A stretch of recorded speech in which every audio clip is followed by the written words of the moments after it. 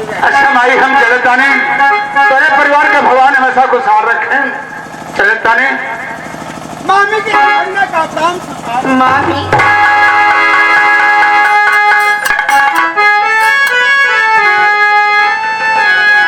अरे भगीना ब्रिज भाई मम्मी सच में तो छलिया है छलिया।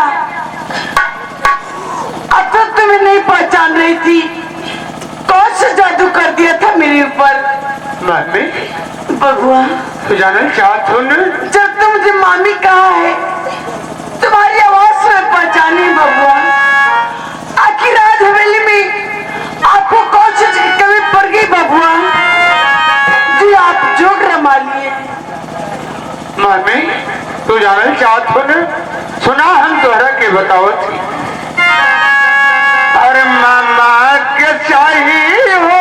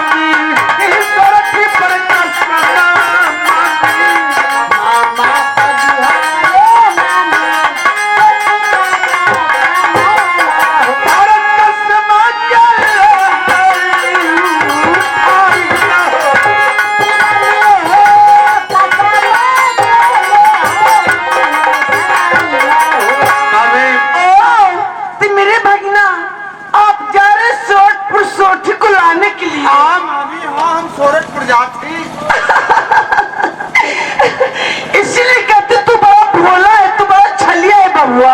हाँ मम्मी सूरतपुर इतनी नजदीक नहीं कि आप चले जाओगे और सोठी को लियाकर उनके हवाले कर दोगे। ऐसा कौन बात है मामे कि हम सूरतपुर ना जा सकेला? जाते बबुआ सूरतपुर जाने में 12 बरस 12 दिन का रास्ता है बबुआ। अरे मामी हम एकरा के जानत है कि सूरतपुर गैला में 12 बरस और 12 दिन का रास्ता हो। फिलहाल आप तैयार हो गए बबुआ।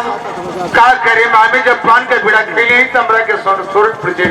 अरे बबुआ ये जानते हैं आप वहाँ जाने में 5 खटका पड़ते हैं बबुआ। 5 खटका पड़ेला हाँ मामी? बबुआ। कौन कौन खटका पड़ा तनी बतावा तो हम जाने। अरे पहला खटका ये बबुआ बालू नसरे तवाए बालू नसरे तवाए बउआ धराता घासी जाना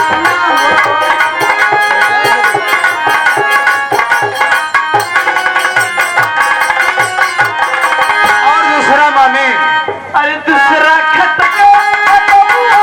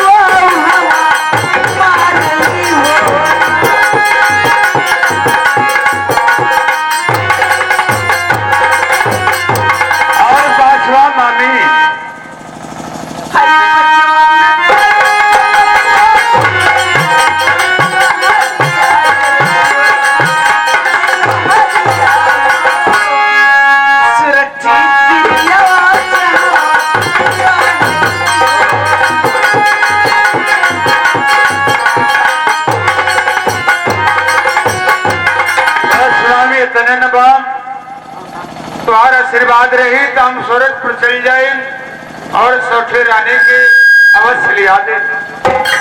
ए बबुआ मेरी बात मानिए ना। अरे मामी हमरा के जाए तो हमरा के बहुत दूर जाएगे बा। ठीक है यही 2 मिनट ठहरे बबुआ, अभी अंदर से आ रहे तो जाना। हाँ यार मामी